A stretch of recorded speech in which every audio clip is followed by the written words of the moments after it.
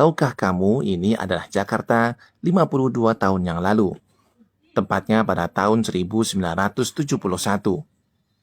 Kondisi lalu lintas di kota Jakarta ternyata sudah padat sejak saat itu, dan becak masih diperbolehkan beroperasi di pusat Jakarta. Suasana kuno kota Jakarta sangat terasa jika dilihat pada saat ini. Pengangguran saat itu tampaknya lebih banyak daripada saat ini. Ditambah lagi tidak ada gadget pada masa itu, sehingga masyarakat sering berkumpul untuk menonton jika ada sesuatu yang baru. Jika kamu menjadi turis asing pada saat itu, kamu akan mendapat banyak tatapan kosong tanpa ekspresi dari orang-orang sepanjang waktu. Kondisi pemukiman warga pada saat itu terasa seperti bukan di Jakarta, melainkan seperti di pelosok kampung di Jawa. Pada saat itu komputer masih sangat langka sekali, dan mesin ketik hanya dimiliki oleh orang-orang tertentu. Kondisi angkutan umum juga masih seperti ini. Penumpang harus siap untuk mendorong oplet yang dinaikinya jika opletnya tiba-tiba mogok di tengah jalan. Bahkan harus siap basah-basahan jika hujan tiba-tiba datang. Apalagi menyalakan oplet saat itu perlu diengkel terlebih dahulu. Yang disebut oplet itu ternyata diambil dari kata Chevrolet. Pada saat itu, jika tiba waktu sholat, muadzin harus menaiki menara dahulu dan adzan tanpa menggunakan pengeras suara. Selain menggunakan angkutan seperti oplet, untuk menempuh perjalanan ke Jakarta, banyak masyarakat menempuh melalui Sungai Ciliwung dengan ketek bambunya. Perjalanan menuju kota Jakarta, tepatnya Kalibata, bisa memakan waktu hingga 2 hari menggunakan ketek ini. Saat malam hari mereka akan berhenti dan menginap di perkampungan yang dilalui. Pada saat itu anak-anak akan berlarian jika ada turis asing apalagi menggunakan perahu karet, di mana tidak ada seorang pun di sana yang memilikinya. Mereka mengira Belanda kembali lagi. Sebenarnya saya penasaran bagaimana pendidikan pada saat itu. Apakah anak-anak ini mereka sekolah seperti anak-anak di zaman ini? Pasalnya anak-anak terlihat lebih dominan bermain, berkumpul, bahkan berjualan pada saat itu. Air Sungai Ciliwung saat itu sepertinya masih terlihat sangat bersih sekali. Sehingga warga banyak yang beraktivitas di sepanjang Sungai Ciliwung.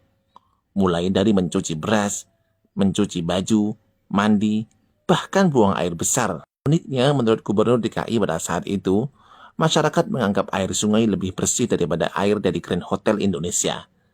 Sehingga tempat pencucian baju yang disediakan pemerintah DKI justru tak terpakai sama sekali. Meski begitu, bantaran Sungai Ciliwung di daerah Kalibata sudah terlihat kumuh sejak saat itu. Yang menjabat sebagai Gubernur DKI saat itu adalah Bapak Ali Sadikin.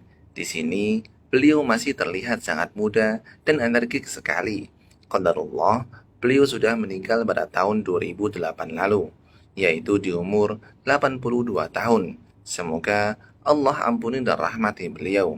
Pada saat itu juga, perjudian semacam kasino masih legal. Bahkan, sebagian pendapatan DKI Jakarta berasal dari kasino-kasino tersebut. Saat itu juga, yang menjabat sebagai Kapolri adalah Bapak Hoegeng Iman Santoso, yang namanya disebut oleh Gus Dur sebagai polisi paling bersih di Indonesia. Qadarullahnya, beliau juga telah meninggal pada tahun 2004 lalu, yaitu di usia 83 tahun. Semoga Allah juga ampuni dan rahmati beliau. Itulah sepenggal kisah Jakarta 52 tahun yang lalu. Melihat kondisi tahun 1971 pada saat itu, saya berpikir ternyata zaman ini jauh lebih baik daripada saat itu. Mulai dari masyarakat yang lebih terdidik, berbagai fasilitas yang mudah didapatkan, walaupun saat ini perbedaan harga yang cukup jauh dari saat itu, namun saat ini kita semua dapat dengan mudah untuk membelinya.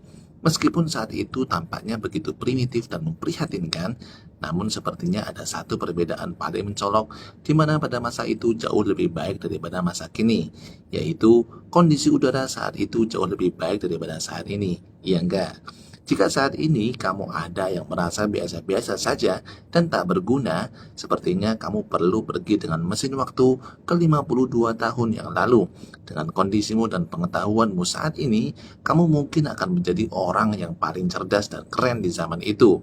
Jika Anda punya cerita dan pengalaman yang berkaitan dengan kondisi Jakarta 52 tahun lalu, semoga Anda berkenan membagikan pengalamannya kepada kami, generasi muda yang lahir di atas tahun 70-an. Apalagi jika Anda termasuk orang yang terlihat pada video-video ini. Terima kasih.